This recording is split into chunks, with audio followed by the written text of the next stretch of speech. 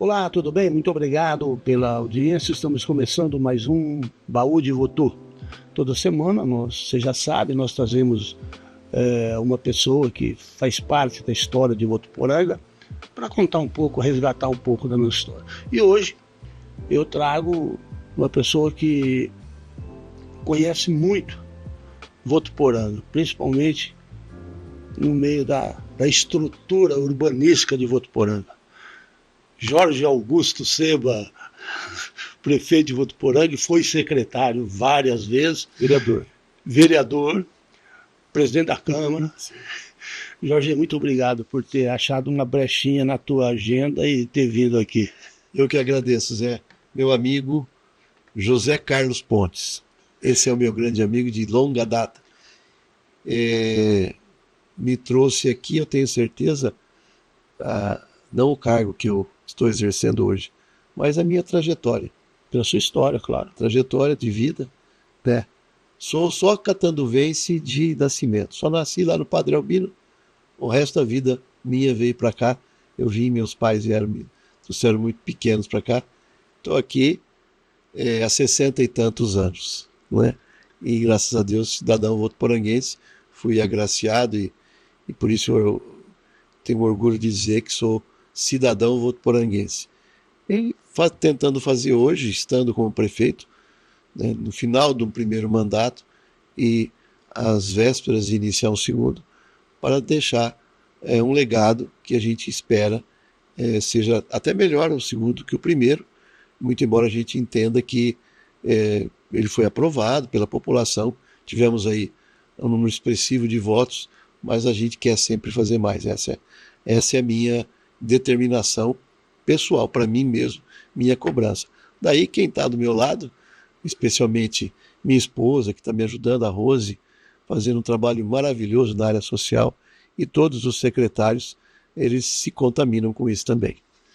Bom, Jorge, vamos começar do começo. Você falou que você veio de Catanduva e tal. Conta a história. Quando é que seus pais vieram para Votuporanga? Eles vieram fazer o quê? Como é que foi a vinda dos seus pais para Votuporanga? Vieram no final da década de 50. Eu deveria ter aí meus 3 ou 4 anos de idade. E aí fiquei. Então, meu pai, ele era uma pessoa autodidata. Ele era uma pessoa muito família humilde, meus avós, assim como meus avós maternos também. Meu pai, ele trabalhou em cartório, né? Fez estágio, depois trabalhou em cartório, mas sempre aprendeu tudo sozinho. E ele fez um concurso na época federal, e assim foi a vida dele. Ele era funcionário público federal, coletor federal. Naquela época existia as famosas coletorias, né? E aqui em Votuporanga, então, ele veio abrir a primeira agência, ou a primeira coletoria federal. Era uma repartição pública que cuidava exatamente da coleta de impostos, que hoje é a Receita Federal. Sei. Mudaram o nome. Então, meu pai trilhou uma vida, primeiro iniciado como agente, coletor da Receita Federal, depois agente da Receita Federal, e aí ele foi se especializando, virou auditor federal, até depois se tornou advogado, um advogado tributarista, brilhante, porque conhecia o ramo, né?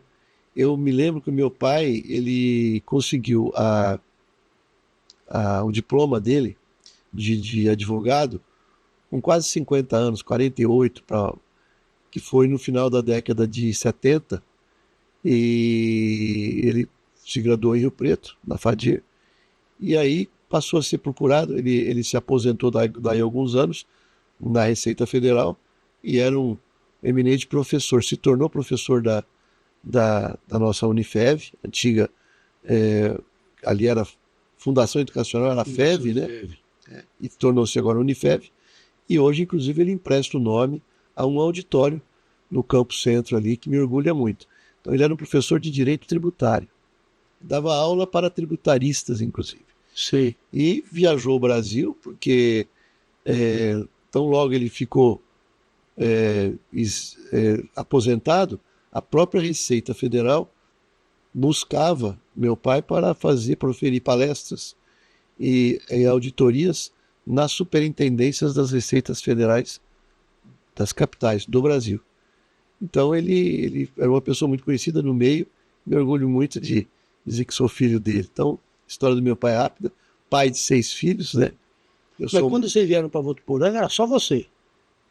Somente eu, aí meu irmão, nós somos em 6, né?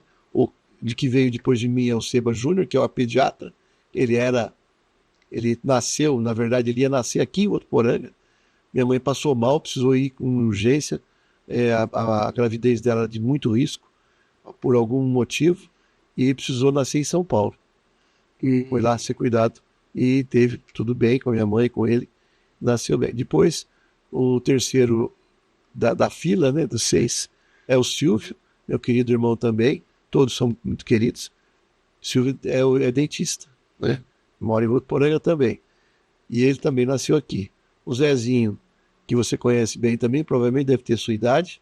O Zezinho nasceu em 62. Eu sou, acho, da idade do Júnior, do Sebinha. 57, meu. Eu nasci em 56. Isso, do 56, então, é o Silvio. Silvio é 58.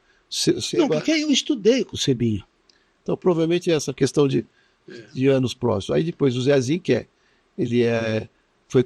graduou-se em veterinário, depois ele ficou, hoje ele é aposentado, mas aposentou-se no Instituto de Criminalística, o IC, que é um órgão da Secretaria de Segurança Pública. E aí, minha mãe teve, como filhas temporonas, né? Não estava na agenda, mas vieram. Meu pai falava, não, eu sempre quis ter filha mulher. Teve 4 homens. Depois de 8 anos do caçula, que era o Zezinho, vieram, a minha mãe engravidou e vieram as 2 gêmeas. Então imagina a alegria que era saber, e elas eram realmente as princesinhas, né? E a Estela e a Andréa mora aqui, ambas professoras de inglês, e a Estela é a única que não mora aqui em Votuporanga, casada com um médico, que é daqui, que é o Dr. Randall Oliveira, que é um ginecologista, e moram em Monte Alto. Os outros 5 irmãos, todos aqui. Mas a gente está sempre se falando, temos um grupo da família que a gente não desgruda um do outro. E na memória, né, em memória do meu pai e da minha mãe, que meu pai nos deixou, infelizmente, muito cedo, 67 anos, eu disse que ele deve ter ido ensinar, Deus chamou ele para ele ensinar alguém lá em cima, né? E minha mãe, mais recente agora, em 2018, né? Sua mãe era professora? Isso, minha mãe, então, ela é nascida em Catanduva, foi lá onde eu nasci, e aí, pequeno ainda eu estava, ela já era professora em Catanduva. Minha mãe, ela dava aula, ela dizia, começou a dar aula na zona rural, ia em caminhão. Aí eu falava, mas pelo menos era protegido. Não, o pau de arara às vezes é protegido, eu ia comendo pó. Aí quantas histórias, ela contava as histórias e que me orgulhava até muito disso. Em Santa Adélia. Olha só, era na zona rural de Catanduva, ali perto do município de Santa Adélia. Ariranha, aquela região. Depois ela veio para cá e assumiu aula aqui. Ela foi professora muitos anos, com as amigas dela, muitas evidente já faleceram, mas ela foi professora muitos anos do SAB. O nosso SAB aqui, que é hoje campeão de notas de IDEB, de uma escola premiada. Eu disse assim, já disse em orações para ela, só já deixou uma semente muito boa lá. O diretor dela, um dos diretores que passaram com ela, até ela se aposentar, inclusive, foi o saudoso professor Luiz Garcia de Aro, que foi prefeito. Foi prefeito. Votuporanga na década de 70. Foi meu professor também. Acho que de história, né? Ele era professor. Isso. Acho que foi professor de história. Bom, você falou que você veio de Catanduva, mas o teu pai não nasceu em Catanduva. Meu pai nasceu em Pirangi. Pirangi. Terra da Laranja, terra de muito progresso, que é uma região próspera na região de Bebedouro, que é uma região de propriedades ali, de citrícolas e... hoje teve muita laranja. Muito próximo a Ribeirão Preto, né, Bebedouro, aquela região. Então, e eles se conheceram. Meu pai me disse que conheceu minha mãe no carnaval em Catanduva. Porque o carnaval de Catanduva, tradicionalmente, eu acredito que até anos 70, mais ou menos, eles diziam a capital do interior do carnaval era Catanduva. Inclusive, chegou uma época que havia uma disputa entre Votuporanga e Catanduva. Carnaval de clubes e carnaval também de rua, rua. né? E aqueles desfiles, e até hoje eu tenho fotos que minha mãe deixou um álbum muito grande de fotos, né? Então ela dizia assim: vocês escolham, vocês façam a escolha, cada um fica, porque não dá para reproduzir, né? Aí a gente foi lá, na Irmandade, não, eu fico com essa, fico com aquela, então o Silvio catou umas aqui e falou: me dá um pouco daquela, e negociamos uma figurinha. O Júnior e tal, e cada um ficou com um pouco. E eu tenho uma foto da minha mãe no Carnaval de Catanduva. Carnaval de Votuporanga era uma deles. Inclusive, viu, Jorge, tem muita gente querendo te cobrar para você proporcionar um carnaval de rua em Votuporanga, que nem no tempo passado. Hoje o WhatsApp chega, o WhatsApp e a própria rede social, né? Todas as redes, elas chegam muito rápido para a gente, né? Muito rápido. Eu já tenho sido cobrado. Quando é que pode fazer carnaval de rua? Vamos fazer assim por etapa. Nós resgatamos aí os carnaval popular, em blocos ali, que seria, que é, né, ali na Parque da Cultura. Mas por que não a gente não pensar isso? Não, e eu acho que dá para fazer os dois, não dá, Jorge? Dá. Você faz na rua começar a resgatar as escolas de samba, tudo isso é um processo, né? Olha aí, eu fui cobrado 4 anos. 2 anos eu tive uma certa perdão, né, das pessoas que veio o própria pandemia e tal. Mas depois, aí prefeito, cobrou, acabou a pandemia, e aí a exposição, e o rodeio? Teve rodeio aqui em Votuporanga, pronto, tá aí. Tá aí. Aí eu já sou assim, quando demora, mas quando vem para valer. Vem para valer mesmo. É um super rodeio agora aí. Bom, Jorge, e você começou a sua vida profissional, você estudava aqui, estudou em Votuporanga, né? Você fez o... Eu estudei aqui durante... Eu me lembro que eu fiquei um pequeno período de 62 a 64. Nós precisamos mudar para Rio Preto. Meu pai, pela profissão, Sim. a gente se mudou para lá. Minha mãe pediu licença da escola e ele ficou lá atendendo o chamamento da Receita Federal na época, mas sabendo que a gente ia voltar. Então eu estudei no Zenir, né? Estudei o IE. Quando eu voltei, o IE foi minha casa. Então o IE, desde tá lá o Jatubaceiro, lá tá, eu vi nascer e construir aquela quadra que está lá. Aí veio o professor Lindolfo, aí a memória, né? Veio professor Geraldo, o diretor era o Rachid Jones. Pensa no homem. O pessoal falava, a professora Olga, diretora, era com muito orgulho eu digo isso, excelente diretora. Ela era rígida. Ela era muito rigorosa. Não, vocês não tiveram sob a batuta da direção do Rachid Jones. Muito rigoroso também. Sempre mas ele era bonzinho, né? Sempre do lado bom, né? Eu não tive, infelizmente, eu não tive a dona Olga como minha diretora. Eu também não. Eu saí com 16 anos, eu fiz o primeiro colegial e o segundo colegial, né, que na época era colegial.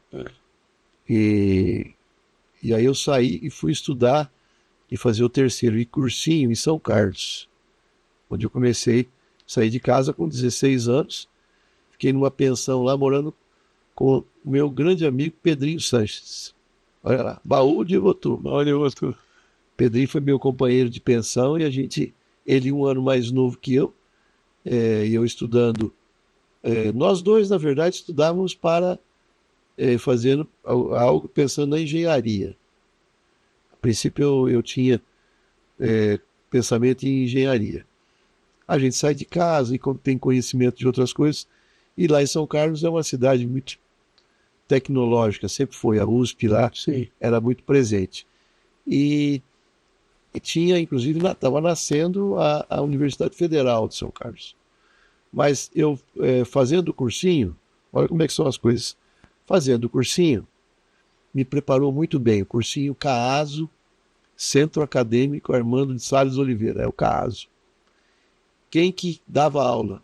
O CAASO. Alguns professores renomados, mas a maior parte eram professores universitários da própria USP. Dava aula de cursinho. Veja se a gente não se preparou bem. Sim. Mas ali no campus de São Carlos, eu conheci, no tempo que eu fiquei em São Carlos, fiquei 2 anos e meio lá, eu conheci uma pessoa, já aos seus 60 e poucos anos, o senhor, e ele era o coordenador do futuro ele tinha ali, ele era pós-graduação em arquitetura, ele era o coordenador. E coordenador também da futura cadeira, ou futura a graduação que existia lá de arquitetura. E a conversa daquele senhor me encantou tanto, eu falei, eu quero ser arquiteto, não quero ser engenheiro. E aí fiquei até metade do ano lá, depois já tinha concluído, evidente, minha graduação do segundo ciclo, né? E dali eu fui para Brasília, tentar ou no segundo semestre, porque eu tinha duas opções. Ou eu ia para São Paulo tentar a FAU, que é a Faculdade de Arquitetura e Urbanismo, que é uma das pontas do país, ou Mackenzie. Ou eu ia para Brasília, que também é um UNB que estava no nível, como é hoje, as federais do Rio de Janeiro, de Porto Alegre, São Paulo, Curitiba, essas escolas são de Minas, ali de Belo Horizonte, só eram federais de ponta, continuam sendo, na área de arquitetura. Aí eu dizia, bem, para que eu pudesse ter um bom resultado, eu tinha que ou fazer um ano inteiro de cursinho preparatório para a FAO, porque ela tinha tinha o curso de desenho, que começava no começo do ano, eu estava no meio, agosto, setembro, que eu decidi. O meu pai tinha uma prima aliás, tinha duas primas lá em Brasília, e meu pai entrou em contato, olha, dá um apoio para o menino que está chegando aí. Fiquei lá fazendo cursinho lá uns meses, me preparando para a escola em Brasília. Fui muito bem aprovado, e só que ela coincidia com a data, era uma data nacional, em que as escolas federais, elas tinham um único dia para fazer. Você escolhia uma ou a outra. Então eu escolhi Brasília. É por isso que eu acabei ficando lá. Mas eu também fiz uma outra data, o exame no Mackenzie, vestibular, ingressei também, passei no exame do Mackenzie, estava muito bem preparado. E em São Paulo, fiquei muito em dúvida, porque São Paulo era muito mais perto, né? Mas a dúvida era uma escola cara, e a Universidade de Brasília é pública, né? E a Mackenzie, embora também uma excelente faculdade, era uma escola mais cara. Aí veio a conversa com o meu pai. Eu olhava a fila dos meus irmãos, a fila dos meninos que vinham, meu pai, vai pesar essa turma aí. Então, se você puder fazer a pública, você vai lá. Fiquei em Brasília, aí fiquei vários anos lá, depois que eu terminei. Fui muito feliz lá, graças a Deus. Você morou com o Fefeu? Morei com o Fefeu, meu grande amigo. Bom, o Jorge, aí quando você voltou para Votuporanga, você já começou logo na política, sendo secretário, trabalhando na prefeitura. Como é que foi essa? Ou você trabalhou como arquiteto em Votuporanga para depois? Olha, eu nunca fui, vamos dizer assim, ligado muito na política. Como até eu me formei com 23 anos, né? Ingressei com 18, fiquei um tempo trabalhando já, vim para Votuporanga, logo casei também, né? Então não tinha nada a ver com, assim, não, eu lia, eu gostava de ler muito. Eu me lembro que naquela época tinha os jornais de domingo, era, ou era Estadão ou era a Folha. Folha. E o Estadão, O Estadão era o mais grosso. É. E eu gostava, eu sempre gostei muito de leitura, eu leio até hoje, né?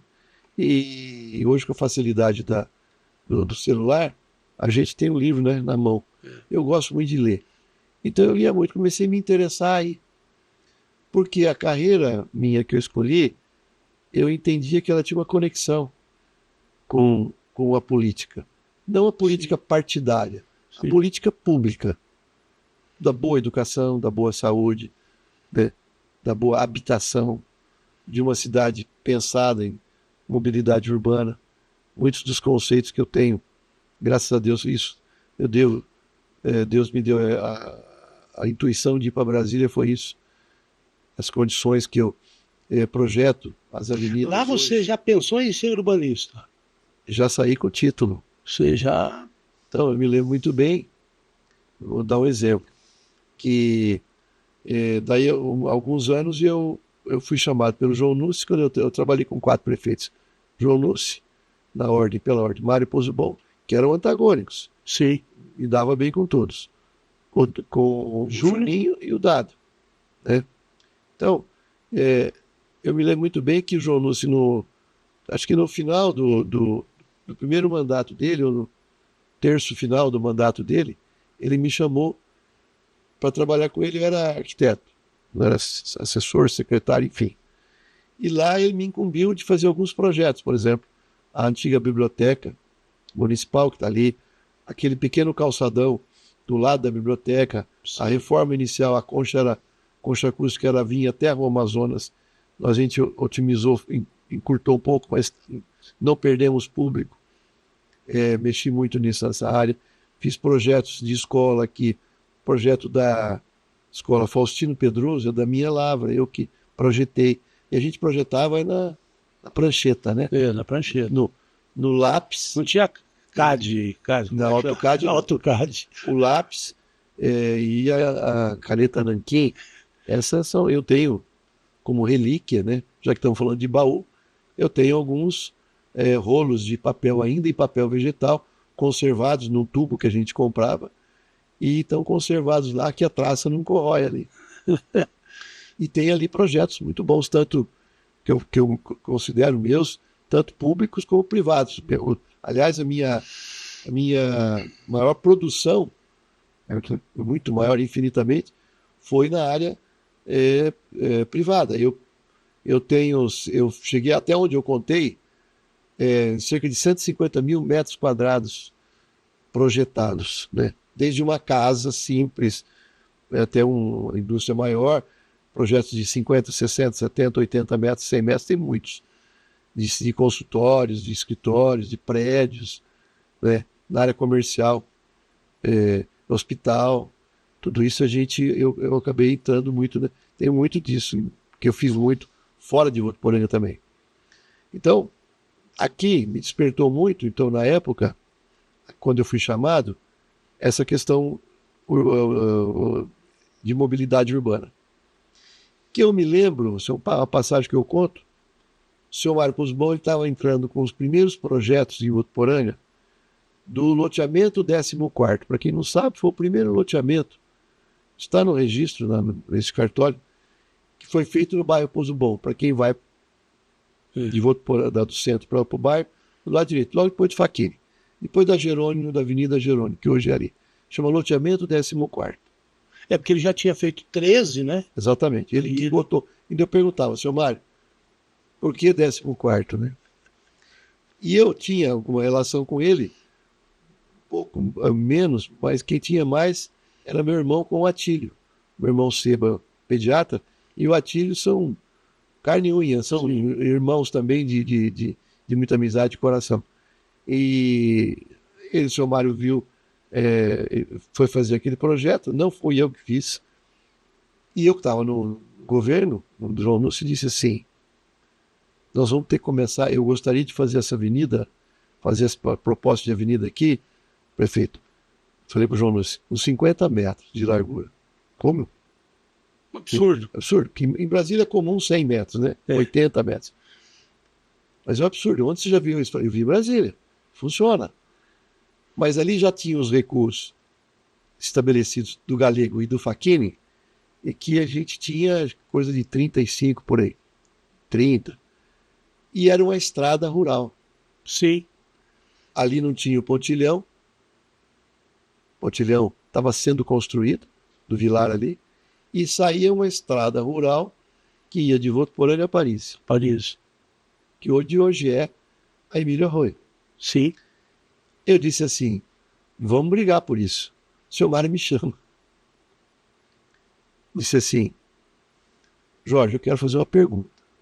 Quem que te deu a ideia? Porque ele teve que recuar o loteamento. O Facchini concordou, o Galego concordou, de fazer os tais, não 30 e poucos, mas falou, vamos, 40, eu falei, senhor Mário, dá para fazer mais. No fim, 46, deu estabelecido. Aí o João Luiz falou, ele já está achando ruim, está achando que sou eu que estou prejudicando o negócio dele, que era um opositor. Era seu adversário? É. Essa história aí, acho que eu só contei particularmente para alguns aí, não publicamente. E aí, o senhor Mário reclamou, mas o que é isso? O que esse prefeito quer fazer? Né? O senhor Mário, o senhor é uma pessoa visionária. Eu quero fazer isso aqui. O senhor não está dizendo que isso aqui é uma nova cidade? Ele falava isso. Falava. Que visão que falava. Isso 80 e... Te falo, deve ter sido 79. 79. Estou falando de 45 anos atrás. Jorge, essa aqui vai ser uma nova cidade. Estou falando com toda a certeza e clareza, parece que eu estou vendo ele falar. Então, senhor Mário, o senhor não está falando que é uma nova cidade? Tem que começar com uma grande avenida. Mas você está falando uma coisa que faz sentido.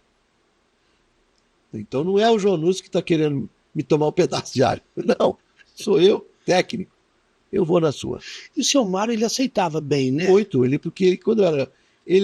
Sim, tem pessoas, eu falo que são urbanistas natos. A pessoa estudar. O seu Mário é um Juninho. Juninho Marão é sensacional, né? O Carlão pensou muito na questão da infraestrutura do município, na questão de dotar a cidade de água e esgoto. O Juninho também fez muito nessa área, né? E asfalto também.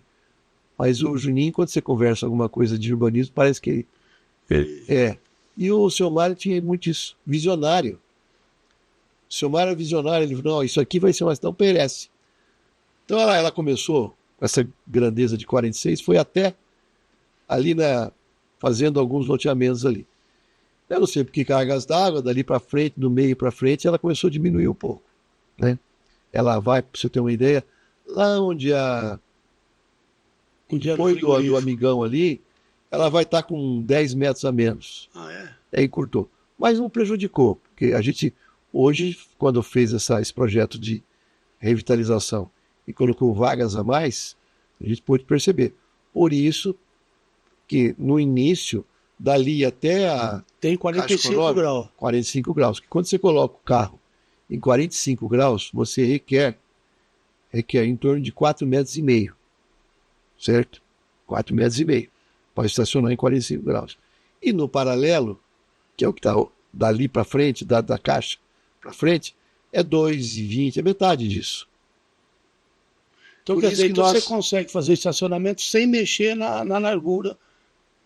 Ali, tranquilo, deu para fazer. Foi por isso que a gente acomodou, sem perder muito, que eu gosto que ter os canteiros centrais, tem que ter muito verde. E nós até pedir perdão para os ambientalistas, eu também sou, de certa forma, como urbanista, muito um fã dessa área e podia ser diferente, que nós sacrificamos ali 62 árvores. A maior parte de pequeno porte, mas não importa, ela ia ser maior. Mas estamos recompondo lá 250 e tantas, ou seja, 4 vezes mais no plantio quando vier essa avenida estiver pronta.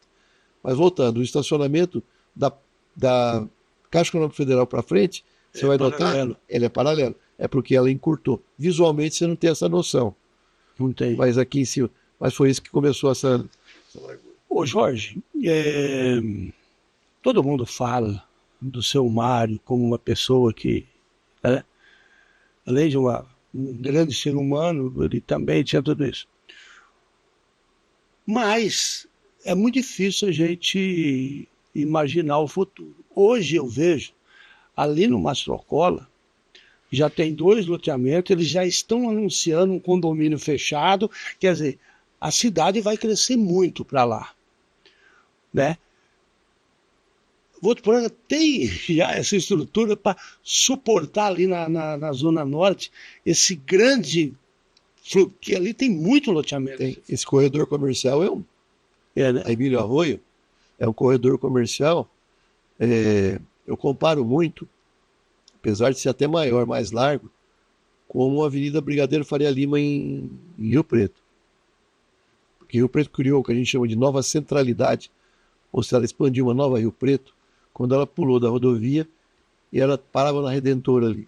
E veio, através da Faculdade de Medicina e do shopping, criou aquele hoje que se chama Zona Sul. Sim. Né?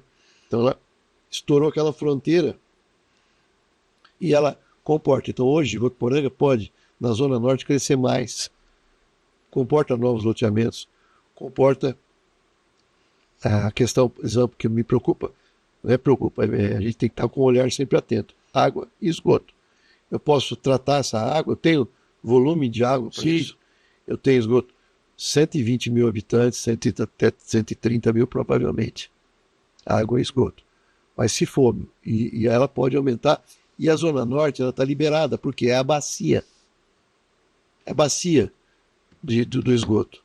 Por que às vezes é difícil aqui para cá, da linha de ferro, a linha de estrada de ferro?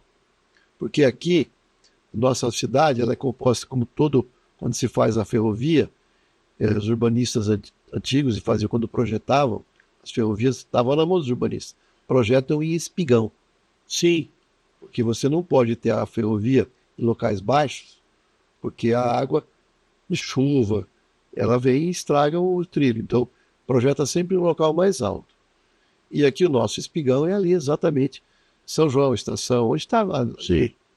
Por isso que quando o Votuporanga foi projetado, ela vem toda para cá. E ali ela limita geograficamente, ou seja, você não pode passar, porque a estação de tratamento de esgoto, ela foi localizada estrategicamente lá no final do município, lá próximo até Pedranópolis, onde tudo que está aqui, os nossos 400 quilômetros quadrados, 400 e tantos, despeja por gravidade lá da estação de tratamento. Então, de esgoto. Então, a Zona Norte, ela tem tudo para crescer para lá. Por isso que é mais fácil. Por exemplo, ali vamos falar, no Mastrocola, que é o que... Tá.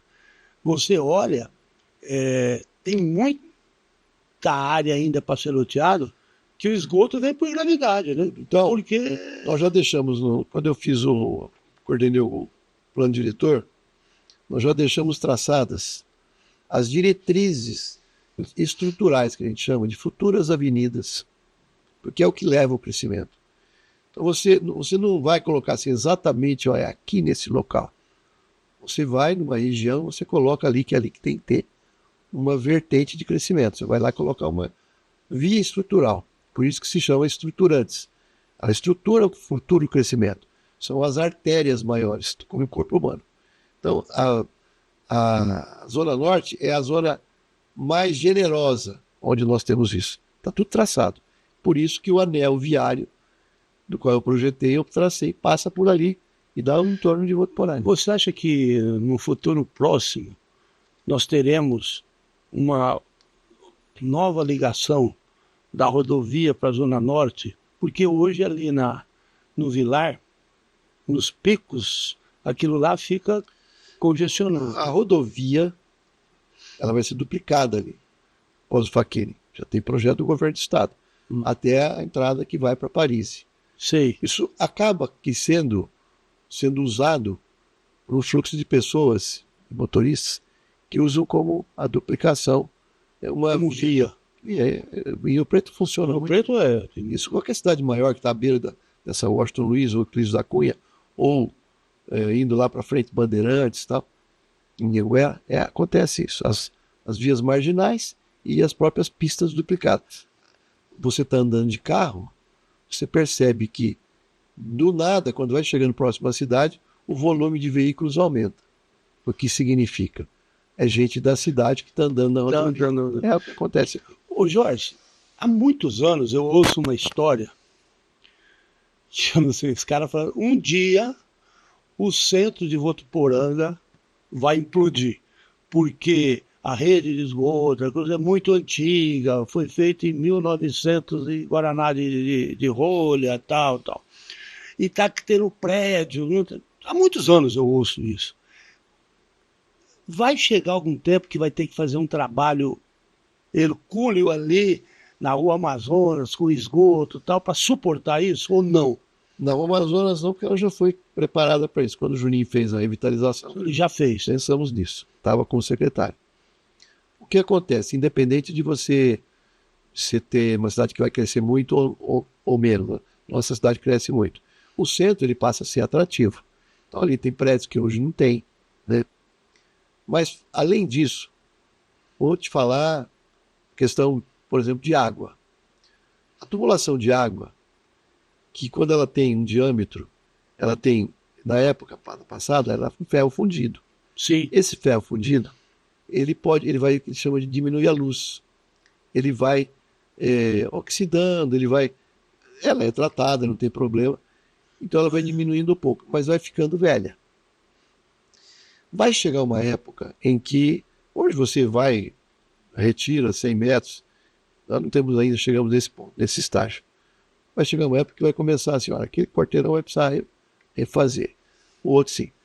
Mas eu acredito que daqui a um bom tempo, não, algumas administrações, que não estaremos aqui para ver, vai ter que ser feito um trabalho de troca de tubulação, porque ela entra em fadiga de material, ela entra num estágio que ela precisa ser trocada. E aí também, quando você faz isso, você aumenta a capacidade. Capacidade de evasão. Sim. Mas ainda nós estamos longe disso. O Jorge, conforme vai passando os anos, os conceitos urbanos também vão mudando um pouco, né? O que você acha que Votuporanga foi feito durante a história? Algumas coisas que hoje são difíceis de serem modernizadas, vamos assim dizer, e tem que deixar do jeito que está, porque foi feito com uma estrutura, com um pensamento antigo. Existe algum ponto assim, Votuporanga? Não chegamos a isso, nós acudimos a tempo. Votuporanga por exemplo, nós não temos problemas graves, podemos assim dizer, de drenagem. Nós éramos ainda uma cidade menor e ela foi bem pensada. E hoje, pelo crescimento dela, quando ela vai crescendo, ela pode apresentar naquele vale alguma coisa provável. Nós já fazemos as exigências urbanísticas, a gente já acorde. Então, eu posso dizer que eu acompanho essa cidade, pelo menos nos últimos 30 e tantos anos. Então, desde que eu estou lá, ajudando a prefeitura, a gente é preventivo quanto a isso. Evidentemente que você, olha, podia ter uma calha maior de trânsito, ruas maiores, mais largas, mas isso é inevitável, você não consegue mexer porque ela já foi projetada inicialmente assim. E agora, os novos loteamentos, saindo mais do centro, a gente exige ruas mais largas. Ô Jorge, com esse loteamento, com essas casas, 180 casas que foram construídas para lá da estrada da linha férrea, né, para acabar com as favelas lá, você acha que isso vai dar um impulso para que aquele lado da cidade cresça mais? Ou não? Ele ainda não tem essa característica, porque ali é o último terreno, a última gleba, ou pelo menos pode ser a penúltima, que a declividade é favorecida. Não dá mais para ter nada além que se tem que se pensar em estação de bombeamento, de tratamento de esgoto, entendeu? Não dá. Então existe aí você deixa isso mais caro num local em que deveria ser mais barato, né? Historicamente. Então, fisicamente, aquilo vai se preencher, vai encher vai as franjas ali do limite da topografia para jogar para cá. Do futuro, vamos dizer isso, um futuro mais longe, não vai crescer mais? Pode, mas tem que ser feita uma estação de tratamento de esgoto para outra bacia, que é a bacia do Dourado. Sei. Nós temos a bacia aqui do Marinheiro, que recebe o esgoto, do lado dali da linha férrea para lá. Para cá, ao contrário, vai ter que ser a bacia do São José dos Dourados, que nós temos que despejar o esgoto tratado naquela bacia. Então tem que ser feito um esforço. Mas é longe, né? Longe. Você tem que despejar num córrego, e não seja pequeno, que esse córrego ele tem que ter vazão boa, como tem essa no nosso Marinheiro. Não pode ser um filete d'água. Então ele está longe. Ele está além da Vila Carvalho. Uma estação de tratamento de esgoto hoje, em Votuporanga, para abrigar um crescimento aí, digamos, 50 mil habitantes daquela região, ou que seja, menos um pouco, ele tem que estar situado além da Vila Carvalho. E não dá para ficar fazendo estações de bombeamento de esgoto do lado de cá. Essa estação de tratamento de esgoto que hoje existe, ela foi pensada para aquela população que poderia se instalar e está se instalando ainda daquela curva de nível, daquela altura para cá. Então, para lá tem que mudar e fazer uma nova estação de tratamento de esgoto. E para o lado aqui, para o lado do Açaria, para o lado indo para Fernandópolis, isso aqui é tranquilo? Alguns pontos caem para a bacia do Dourado, do São José dos Dourados. Mas para o lado de cá, da empresa, tudo, ela vem para a estação de tratamento de esgoto. Tudo é onde vai cair o esgoto. Isso é importante saber. Ô Jorge, desde quando você era secretário até agora como prefeito, quais foram os problemas mais sérios que Votuporanga enfrentou? Olha, não dá para fugir da pergunta e não dizer que a pandemia, mas a gente está falando isso como mundo, né? Foi uma coisa muito séria. Eu não tenho ideia. A gente aqui teve que fazer a nossa lição de casa. Graças a Deus, nós viemos aí com o hospital de campanha que ajudou a salvar vidas e a gente conseguiu equacionar a questão financeira. Você descobre um santo e tem que ajudar ali naquela questão.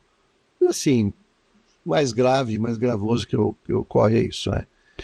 Graças a Deus a gente está entregando agora nesse final de mandato uma cidade que ela está melhor do que era 4 anos atrás, contas em azul, uma cidade que nós somos bons pagadores. Também o Deusdete lá, que é Muquirana. E a gente, mesmo assim, a gente tem feito muito. Então, aí é a questão do planejamento, né? Por isso que eu digo, o arquiteto e o planejador tem muito a ver com a questão da gestão da cidade, né? Eu tenho muito isso comigo, mas me ajudou, né? Não que tenha que ser, mas me ajudou muito. Isso é um fato. Ô Jorge, o Torrinha esteve aqui conversando e nós falamos da pandemia, ele como provedor da Santa Casa. E como que foi lidar com aquilo? Porque você lidava com vidas, né? Nós tínhamos que pensar em salvar pessoas, né? E sem estrutura, de repente isso aconteceu, né? Como que foi isso como ser humano? Terrível. Posso te afirmar que momentos terríveis eu vivi naquela sala minha pequena e na maior de reunião, momentos muito dramáticos, né? Onde a gente tinha que encontrar soluções. Daí veio essa história que eu tenho que dizer para você que eu devo ter recebido alguma intuição divina, porque nós saímos com aquilo e aquilo aconteceu, resolvemos. Mas mesmo assim era muito difícil, mesmo com o hospital funcionando, nós não estávamos livres da doença. Então, aquela questão de fecha comércio foi terrível. Você foi muito criticado, né, Jorge, por fechar o comércio. Eu seguia o decreto do governador. Não, sim, mas teve muito comerciante que... Sim, sem dúvida, porque quem põe a cara é quem está ali. Ah, mas o governador decretou, eu não poderia. Em alguns casos a gente tentou forçar, mas a gente sabia que ia ser derrubado pelo Tribunal de Justiça, né? Era uma lei, era uma norma estadual. Então, foi difícil ali. A crítica é... Quem não quiser ser criticado não entra na área. Não entra na... Mas ali, depois a gente viu que favoreceu, infelizmente desfavoreceu o comércio naquele momento, mas em termos de vida que eram mais importantes. Eu defendo muito algumas situações, mas tinha algumas flexibilizações. Podia ter tido, mas passou. Mas foram momentos muito agudos ali. Bom, Jorge, para a gente finalizar o nosso bate-papo, o que Votuporanga precisa fazer nos próximos anos? Continuar levantando essa régua, que eu falo, essa qualidade, saúde, educação, assistência social está muito bem, geração de emprego e renda. O resto acontece. Eu te garanto que na nossa administração nós cuidamos disso. Nós vamos cuidar da cidade da mesma forma. Eu continuo com o mesmo pique ou até mais. Vou imprimir para o próximo secretariado uma cobrança maior ainda. Eu quero entregar uma cidade melhor do que eu encontrei em 2024. Eu encontrei em 2021, estou entregando em 2024. Primeira lição, melhoramos. Quero entregar essa cidade melhor. Emprego, renda, melhorar a área da saúde significa não só a nossa atenção básica, significa dar apoio à nossa Santa Casa.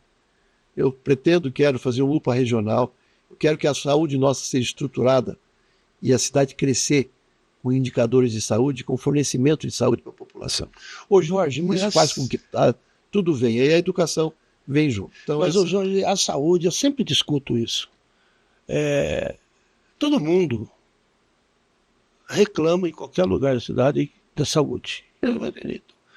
Agora,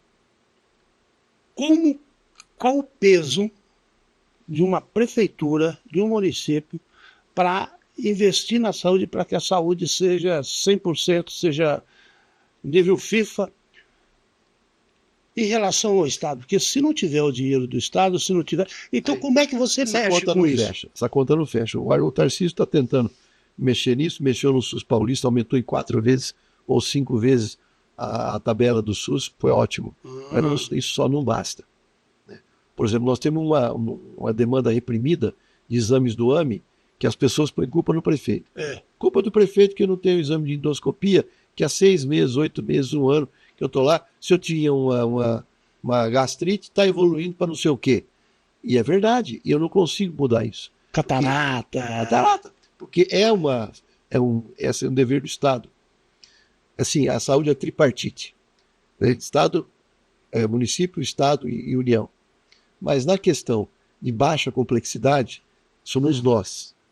Tudo que é baixa complexidade, atenção básica, nós que temos que fazer. Os agentes de saúde cobrem 100% do território. Na média e alta complexidade, o Estado que fornece isso. Eu não posso sair contratando catarata, sair contratando exame de raio-x ou de imagens que são de ressonância, algo mais caro. Eu não posso fazer isso. Isso fica na mão do Estado. O Estado tem que participar também. Mas no que eu posso, eu melhoro. A intenção é essa. E continuar. Vai chegar uma hora que a cobrança nacional e estadual vai fazer melhorar essas coisas. Mas nós estamos... Nossas notas são altas por conta dos nossos investimentos. Mas você acredita que um dia o Estado vai mandar uma verba suficiente para a pessoa não ter que ficar esperando 6 meses, 8 meses, tal? Acredito. Você acredita nisso? Eu acredito que o país vai chegar no momento em que vai conscientizar que o investimento em saúde ele é necessário, até preventivo, né, para você ter que economizar. Em lugar nenhum no mundo, a saúde é bem-vinda, bem vista. A saúde é bem-vinda, mas não é bem vista para qualquer governo, mesmo nos mais evoluídos. Mas nós temos muito para avançar, para ter índices maiores aí. Mas a nossa parte aqui, na nossa Votuporanga, faço a minha parte, que é o que eu tenho. Não, porque o que eu vejo assim, consulta é rápido, né? Você vai no postinho. Quer dizer, é essa parte da atenção básica. O duro é quando você vai pro AME, né? Isso. Eu sei tenho depoimento de pessoas que preferem usar o postinho e não usar um plano de saúde, por exemplo. Não, eu estava conversando com o médico lá do postinho e aí eu falei, né, por que demora? Ele falou, não era assim, era menos. Mas de um tempo para cá, o que tem de gente que parou de pagar plano de saúde está vindo aqui. Então hoje o postinho está atendendo, ele até falou, acho que 70% é quem já tinha plano de saúde. E agora está tudo aqui, né? Eu vou mais além. Existem algumas pessoas, se fizer uma consulta de pessoas que migram para Votuporanga, um percentual migra porque a saúde é boa. Não vai para outra cidade. Vem para cá, porque aqui eu encontro a saúde boa, eu não preciso. Eu marco consulta, porque eu preciso estar aqui. Entendeu? Essa é a realidade. Jorge, muito obrigado por esse papo. Obrigado a você. Sucesso nos próximos 4 anos. Obrigado. Você também é sucesso. Um programa desse faz bem à cidade e espero que você continue tendo com esse sucesso todo. Vamos tentando. Muito obrigado. Bom, e assim nós encerramos mais um Baú de Votu. Na próxima semana nós teremos mais um convidado. Até lá e obrigado pela audiência.